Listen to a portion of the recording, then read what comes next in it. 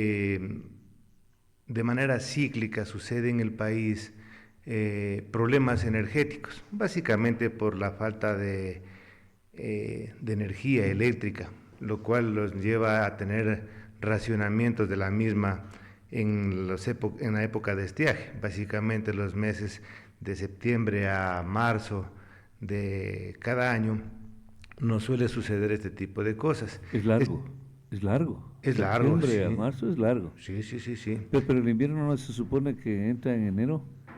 No necesariamente, O sea, no cuando hay un necesariamente. fenómeno. Tomemos en cuenta una cosa interesante. Se han dado en los últimos años, ustedes conocen los fenómenos que se llaman del niño y de la niña. Sí. El fenómeno del niño normalmente trae consigo precipitaciones mayores a las normales, incluso inundaciones, ese tipo de cosas. Y por el otro lado existe el fenómeno de la niña, que en cambio este trae sequías. Y estamos afrontando o empezando a afrontar un fenómeno de la niña ya, a tal punto que los ríos que alimentan a las centrales hidroeléctricas del país están ya con escasez de agua. Como en Cuenca, por ejemplo. Justamente hayan escuchado en las noticias el río Tomebamba, bueno, todos los ríos en Todos los realidad ríos. de la región Sí, sur sí, del pues solo país. que esos son puntuales, o sea, hay que mirarlos, observarlos, porque alimentan una represa. Claro, el problema es que la principal o el principal potencial energético del país está justamente en la zona amazónica. Sí. Y el clima de Ecuador básicamente es el mismo en toda la región amazónica, es decir, toda esa zona sufre estiaje y las centrales que están instaladas en toda la zona oriental empiezan a tener problemas de generación. Para que se entienda fácilmente, el combustible de la central hidroeléctrica es el agua. Sin agua no podemos hacer nada. Sin agua y por supuesto cuando existe falta de mantenimiento en las centrales, se agrava más esto. Por suerte, hoy en día las unidades mismo como tal están operativas. Sin embargo, de acuerdo a la existencia o no de agua, se genera la cantidad la cantidad que se necesita en realidad de energía eléctrica, ¿no es cierto? Pero para eso todos los países del mundo tienen en su parque generador varias fuentes de energía. Algunos países europeos tienen, por ejemplo, centrales nucleares. En, en, existen países como Rusia que todavía utilizan el carbón para poder generar energía. En el Ecuador se tiene combustibles como el búnker, fuel oil, el diésel. Cada uno de ellos son residuos del petróleo que sirven para utilizar en las generaciones térmicas. Y el búnker se lo importa. El búnker es un residuo Sí. del procesamiento del petróleo. Es una especie de pasta que necesita usted calentarla para poder operar. Pero es muy pesado para transportarlo. Existen máquinas que pueden utilizar ese tipo de cosas. Por ejemplo, en la parte costanera, en Esmeraldas, cerca de las refinerías en general, se suele utilizar este tipo de combustible. Luego existe uno que es un poquito más liviano que se llama fuel oil. Hoy. Pero claro, este también es pesado y hay que traerlo, por ejemplo, para, digamos que tuviéramos aquí nosotros de ese tipo de máquinas, tenemos que traerlo desde La Libertad. Y el resto es el diésel, que es el más caro, por supuesto, para generar. Pero lógicamente no hay otra manera de solventar, digamos, la falta de energía, sino con generación térmica. Como le cuento, en el resto de países del mundo se tiene normalmente un 25, 30% y hasta más de energía firme que se llama con este tipo de centrales. Ya. ¿Cuántas centrales de energía térmica hay en el Ecuador? Nosotros tenemos una en mal estado, pero hay la de Catamayo, la de en Guayaquil, en Esmeraldas. ¿En dónde más hay? Bueno, en realidad hay algunas, ¿no? Ajá. Por ejemplo, hay algunas que utilizan el gas natural, ¿no? Por ejemplo, en Machala Power, Ya, Machala. existen algunas centrales térmicas, por ejemplo, en la región costanera teníamos lo que era Electroguayas, teníamos lo que en Termopichincha, también hay en Esmeraldas, en Manabí, hay en Puerto Viejo. Bueno, la verdad sería largo decirlo. Lo que pasa es que la pregunta es, y con todas esas, si estuviesen operativas en caso de una emergencia, ¿darían abasto para, para resolver este problema en caso de la escasez del agua? Hoy por hoy no. Ni aunque estuviesen todas Ni aunque operativas. estuviesen todas. ¿Por qué? Porque realmente con el auge de las centrales hidroeléctricas, a pesar de que había planificado a nivel nacional un crecimiento de la demanda como se ha dado, incluso un poquito mayor, no se invirtió oportunamente en centrales de generación. Las centrales térmicas fueron prácticamente abandonadas. Hoy por hoy son centrales... Como la de Catamayo. Sí, incluso tenían pensado deshacerse de esa central. Hace algunos años atrás, incluso Selec EP no quiso hacerse cargo de esa central porque prácticamente ya era considerada como chatarra. Efectivamente, los grupos que existen en esa central ya han cumplido su vida útil. Estamos hablando de centrales de 50 años y más. Yo tuve la suerte en el año 1993, cuando me integraba a la empresa eléctrica regional del sur, de recuperar esa central, porque también estaba en esas condiciones en ese entonces. Recordará la hora de Sixto. La hora de Sixto, claro. Correcto. Por eso digo que esto es cíclico y no aprendemos. En ese entonces ya teníamos problemas de estiajes, ya teníamos problemas de falta de energía. Se pensaba que la central Paute era la panacea y con eso no necesitaríamos más generación térmica. Mentira. Hubo un problema en la Josefina, recuerda, un derrumbo grande Josefina, claro. que taponó el ingreso de agua a la central Paute y paralizó el país. Y entonces tomaron la decisión de correr una hora valga la redundancia, al horario de trabajo. Entonces las escuelas, en vez de empezar a las 7 de la mañana, empezaban a las 6, pensando disminuir un poco el consumo de energía. Pero no dio resultado. A lo largo de los años nos vuelve a pasar lo mismo. Existió Coca-Cola Sinclair, una central grande, pero que tiene los mismos problemas. No sé si los mismos exactamente, pero a la final no como manejar el problema. Correcto.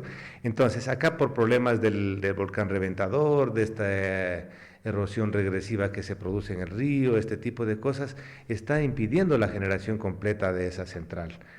Entonces, nuevamente regresamos a ver, como debe ser, al sector térmico. Pero claro, 50 años después esas máquinas ya no ni rinden igual, ni funcionan igual, y más aún, como fueron descuidadas a tal punto que están funcionando en precarias condiciones, es necesario que el país invierta ingentes recursos en comprar energía térmica. Pero es descomunal la inversión, entiendo, ¿no? Para relevarlas a todas. Sí y no. ¿Por qué digo esto? La inversión inicial es alta, pero se recupera a lo largo del tiempo. Claro. Ahora, mire usted, ¿qué es más caro? Comprar energía, entre comillas, cara o no tenerla. O no producir porque no hay energía. Correcto, entonces se para el país. Mire que mundialmente el desarrollo de un pueblo, el desarrollo de un país, se mide efectivamente por el consumo per cápita de energía eléctrica. Entonces, nosotros no podemos parar el desarrollo del país, debemos hacer todos los esfuerzos que se necesitan. Tal es así que el gobierno nacional ha declarado una emergencia. El sector eléctrico ahorita se encuentra en emergencia. Ya está la declaratoria de emergencia. Sí, señor. ¿Qué implica eso? Necesitamos, según el decreto, más de 1.000 megavatios en total. Se han hecho ya grandes esfuerzos a nivel nacional para contratar una barcaza turca que creo que tiene 100 megavatios. De ahí se han contratado, a nivel nacional, se han contratado a la recuperación de algunas centrales. Entre ellas, la de Catamayo. Estamos yendo a cambiar 4 grupos de generación. 4 grupos que estaban prácticamente inservibles serán retirados de funcionamiento y se van a instalar 4 nuevos equipos de fábrica. Entonces, pensando en recuperar un poco esa generación. No quiero decir con esto que por eso no vamos a tener apagones en Loja. ¿Ah? El problema es nacional. Lo que estamos haciendo es aportar con un granito de arena a minimizar el impacto de esta sequía que se viene. Ya, la central térmica de Catamayo, había una inversión de aproximadamente 20 millones de dólares. ¿Se va a hacer eso o no? Sí, sí. Bueno, debo decirlo con frontalidad. La administración anterior ya dejó firmando el contrato con una fábrica americana. Nosotros lo que estamos haciendo es empezar a desarrollarlo. El tiempo es bastante reducido, son 6 meses para instalar estos grupos. Pero sí se puede, en 6 meses. Sí se puede. Es más, en estos días estamos ya con personal de la compañía en Catamayo. Se dio ya la inducción ¿cómo se llama?, de seguridad industrial para poder empezar los trabajos. Van a trabajar en 3 jornadas diarias, de tal manera que todos los trabajos que hay que hacer son grandes, ¿no? No es tan sencillo como comprar un generadorcito de emergencia, por ejemplo, para un edificio. Estos equipos son bastante grandes, ¿no? Sí, claro. Ingeniero, una pregunta pero esa energía no nos garantiza, ¿no? ¿Cuánto consume Loja y cuánto aporta a la central térmica de Catamayo? Bueno, actualmente la central térmica de Catamayo apenas tiene una potencia de 4 megavatios disponibles. Aunque se renovaran los No, grupos. renovando los grupos subimos a 20 megavatios. 20 megavatios. Pero nuestra demanda, sin contar con la demanda que tienen las mineras en el sector, estamos hablando de cerca de 90 megavatios. Sí, pero justamente y apuntaba, créame, pero apuntaba, le iba un poco a cuestionar eso, le iba a decir, ingeniero, ¿y cómo es que no tenemos energía y nos damos el lujo de darle a las mineras y con una energía que se supone subsidiada? Se le sigue dando y sin embargo cuando hubo una emergencia alguna vez en Loja, ellos nos auxiliaron, o sea, quiere decir que sí pueden producir su propia energía. ¿Por qué se les tiene que dar la energía a ellos? A ver, verá, el asunto hay que verlo en su real dimensión. Ya. Primero que nada, las mineras son un foco de desarrollo para el país, ¿no es cierto? Ya. Como empresa eléctrica regional del sur, nosotros atendemos la parte comercial netamente de esa venta de energía. Sin embargo, ellos están conectados al Sistema Nacional de Transmisión a nivel de 230.000 voltios. Entonces, efectivamente, ellos utilizan hasta, si no recuerdo mal, son 120 megavatios, algo así es. Es una potencia bastante grande. Como usted ve, 96 son efectivamente, para ser más exactos. 96 megavatios. Ya. Quedamos en Fíjese que es el doble de nuestra demanda. Y de nuestra producción, generación. Bueno, de nuestra generación no hay comparación, en realidad. No hay comparación, no claro. hay comparación. A ver, el sector sur del país tiene un potencial energético increíble. Mire que estamos generando con Delcy Tanizagua. Existen centrales eólicas como la que es Villonaco ahorita de 16 megavatios, que es pequeñita, pero está adjudicada a una de más de 100 megavatios. También hay energía solar. En el sector tenemos 6 centrales solares de 1 megavatio cada una, distribuidas a lo largo de la provincia, y hay más potencial todavía. Y el potencial hídrico de la zona sur es increíble. Hay un proyecto enorme, mucho más grande que el Coca-Cola Sinclair, que se llama Santiago. Pero claro, la inversión es también asimismo de grande, ¿no? Es comunal, claro. Sí, y no lo digo de memoria ni porque yo me lo haya inventado. Más bien esto consta en el catálogo de centrales del ex Inesel. O sea, esto es conocido hace mucho tiempo. Lo que pasa es que no ha habido la inversión del caso. Pero, ¿por qué no lo hacen? Porque realmente significa concentrar todita la energía que necesita el país en un solo sector, poner todos los huevos en una misma canasta. Entonces, si es que hubiera un estiaje en esta zona, afecta a toditas esas centrales. De hecho que el complejo Paute ya no es solamente la central Paute como era, ¿no es cierto? Hay 3 centrales en cascada. Paute Mazar. Está Mazar, está Cardenillo, Sopladora, entonces hay potencial, sí, efectivamente, pero hay mucha inversión que hacer. Una central... Los ríos no llevan agua ya, no hay nada de agua. ¿Cómo alimentan esas represas? Para eso funcionan las represas. Por ejemplo, Mazar fue creado para tener una reserva de agua para todas esas centrales. Y sí se controla algo. Existe un Centro de Control Nacional de Energía, lo hayan escuchado como CENACE. Ellos hacen un seguimiento cada cuarto de hora, cómo se comporta cada una de las centrales de generación la cota de agua y la demanda, todo, absolutamente todo. Entonces, ellos son los responsables de hacer el despacho de la energía.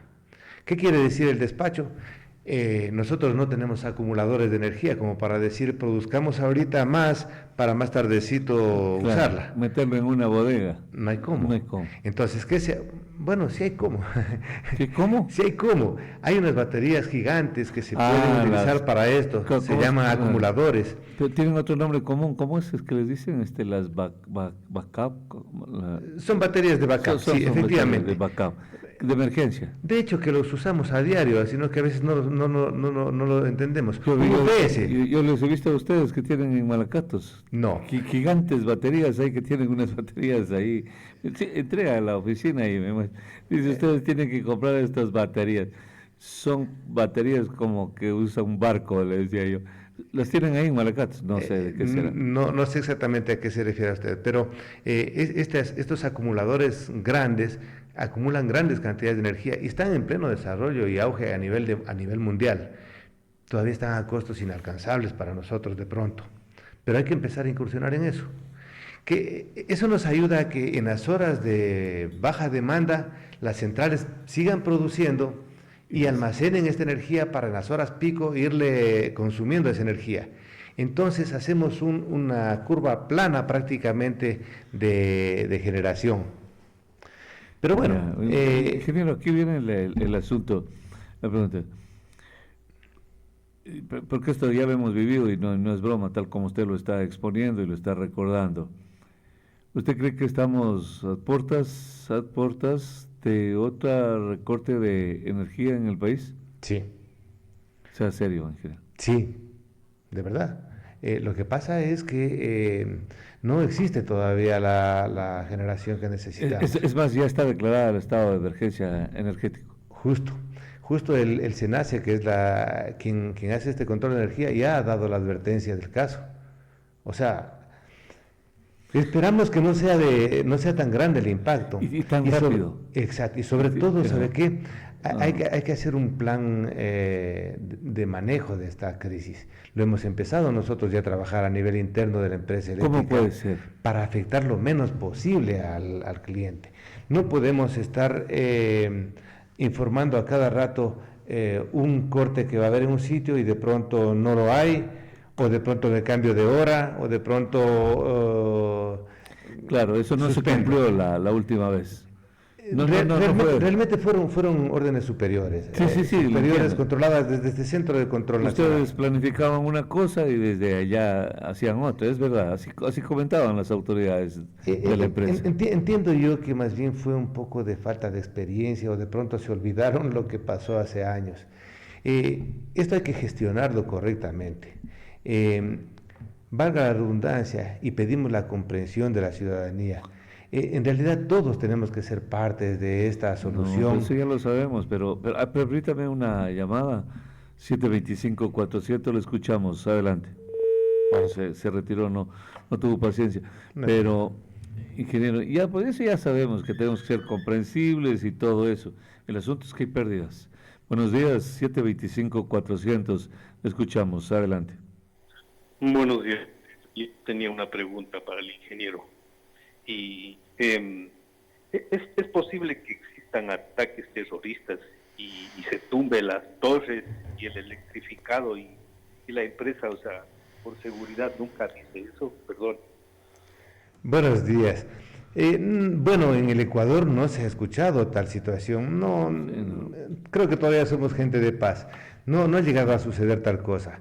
En Colombia sí era muy común años atrás escuchar aquello. Claro, cuando Y, Petro era terrorista, porque era el joven del ELN, ellos eran los expertos en tumbar torres. y nos afectaba como país, verán, porque afectaba la interconexión entre Colombia y Ecuador y nos sacaba de pronto, qué sé yo, 300, 400 megavatios intempestivamente.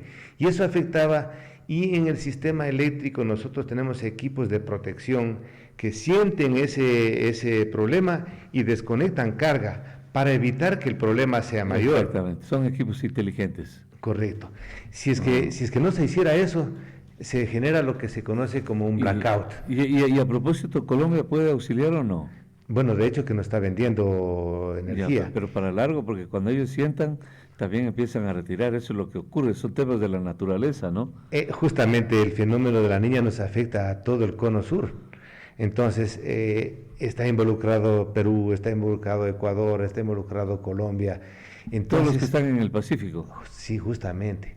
Ya. Entonces, somos golpeados al mismo tiempo por estos fenómenos. Ya ve, ahí está. Y lógicamente, Colombia tiene su razón. Primero claro. utiliza su... Primero sus dientes y después sus parientes. Correcto. Claro, Correcto. bueno. Igual lo hiciéramos Claro. nosotros.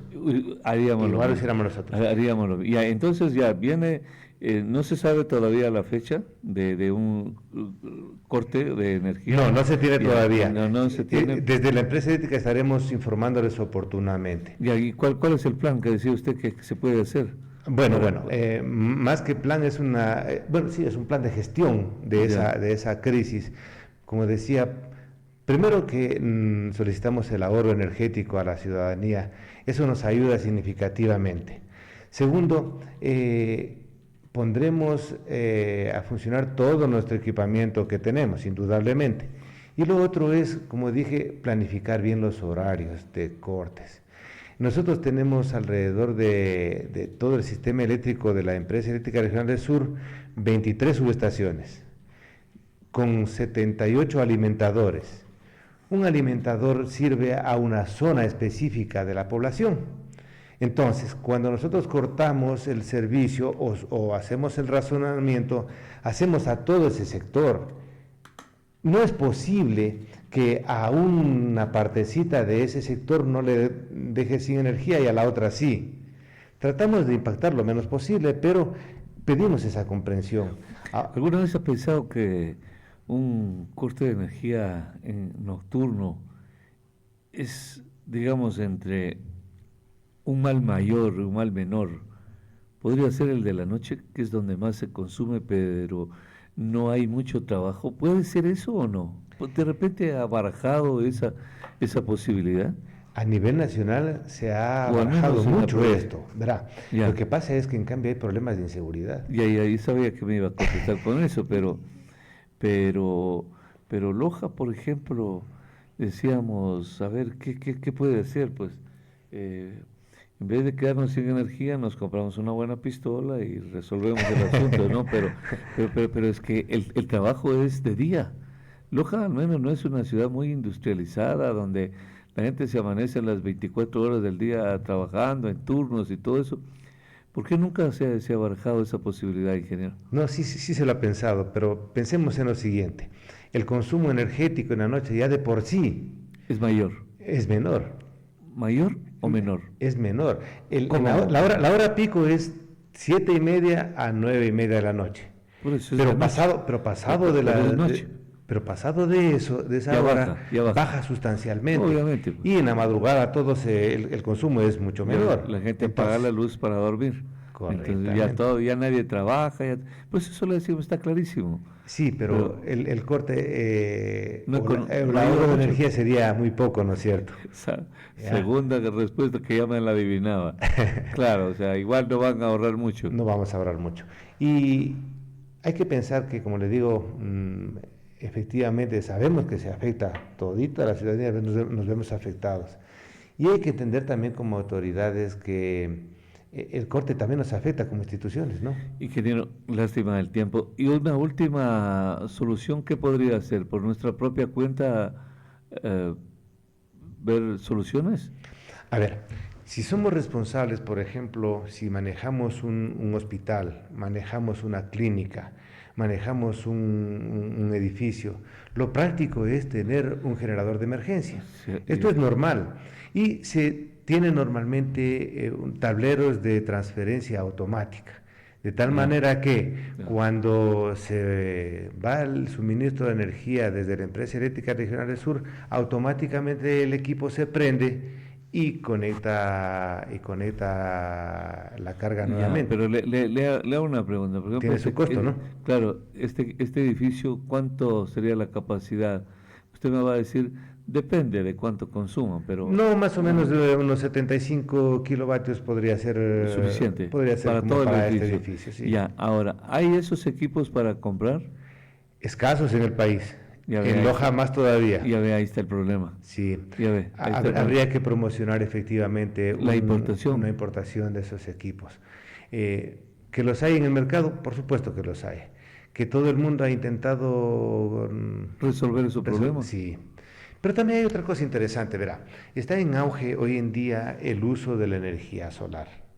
Es un campo que no lo hemos trabajado mucho. Paneles que son medios portátiles, veo que se están vendiendo. Sí, en Europa se utiliza mucho en las fachadas verticales y en los techos de los edificios. Sí, pero con eso, por ejemplo, no resolveríamos el funcionamiento de esta radiovisora, por ejemplo. ¿O sí? Sí.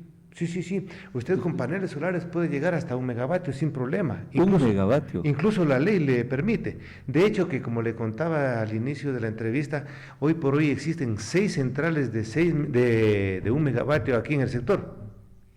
Qué interesante, ¿no? Sí, y ya están funcionando algunos añitos, ¿ah? Y con muy buenos resultados. Y calladito, y no cuenta para uno también aprender. No me han llamado antes. Claro, pero qué interesante, ingeniero. No, muy interesante. Es decir, que hay que ver la forma como resolvemos esto. Sí, y tenemos que caminar hacia una sostenibilidad en la energía eléctrica. Las fuentes de energía en realidad están ahí.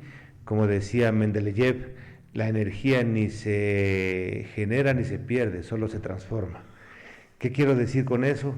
Que existe energía eólica, térmica, y la térmica de muchas formas, ¿no? Combustibles fósiles como los que hablamos, también hay la energía de las montañas, ¿no es cierto?, de la geotermia, existe energía mareomotriz, que tiene que ser utilizada para transformar la energía eléctrica y para beneficio de todos. Ingeniero, ¿qué